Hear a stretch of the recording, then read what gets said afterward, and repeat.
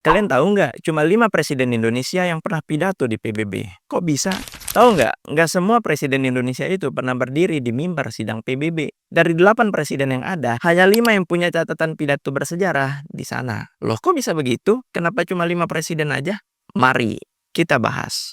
Pertama, Presiden Soekarno. Tahun 1960, beliau pidato di sidang umum PBB ke-15. Isinya keras, lantang, bicara soal kolonialisme dan imperialisme. Dan yang pasti, keberanian dunia ketiga. Kedua, Presiden Soeharto. Baru tahun 1995, di sidang PBB ke-47, pidatonya fokus pada pembangunan dan kerjasama internasional. Ketiga, Presiden Megawati. Di tahun 2003, sidang umum PBB ke-58. Presiden Megawati waktu itu menyoroti pentingnya perdamaian dunia di tengah perang Irak yang lagi panas. Keempat, Presiden SBY. Ini yang paling sering, sampai 3 kali di tahun 2007, 2012, dan 2014. SBY bicara soal demokrasi, perubahan iklim, sampai ekonomi global. Dan terakhir, Presiden kita, siapa lagi kalau bukan Prabowo Subianto. Tahun 2025 ini, di sidang umum PBB ke-80, menjadi Presiden Indonesia kelima yang pidato di forum paling bergengsi di dunia ini.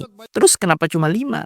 Habibie, Gus Dur, bahkan Jokowi emang nggak pernah? Pertama, Habibie cuma menjabat 1,5 tahun. Sibuk transisi reformasi dan krisis ekonomi, jadi nggak sempat lah. Kedua, Gus Dur lebih banyak diplomasi bilateral. Masa jabatannya juga singkat dan penuh dengan dinamika politik. Ya kalau ingat Megawati dan Amin Rais. Ketiga, ya Jokowi. Punya gaya diplomasi berbeda, fokus pada kerjasama ekonomi dan kerjasama bilateral. Beliau memang pernah pidato virtual di tahun 2020 dan 2021 saat pandemi COVID. Tapi nggak berdiri langsung di podium sidang umum PBB. Artinya, panggung PBB bukan hal rutin untuk semua presiden. Ada momen khusus, ada isu besar yang dibawa. Dan hanya 5 presiden kita yang pernah mencatatkan sejarah itu. Jadi, bukan berarti presiden lain nggak penting. Setiap pemimpin punya panggungnya masing-masing. Dan panggung PBB hanya diisi kalau memang ada momen strategis untuk Indonesia ke dunia. Gimana menurut kalian?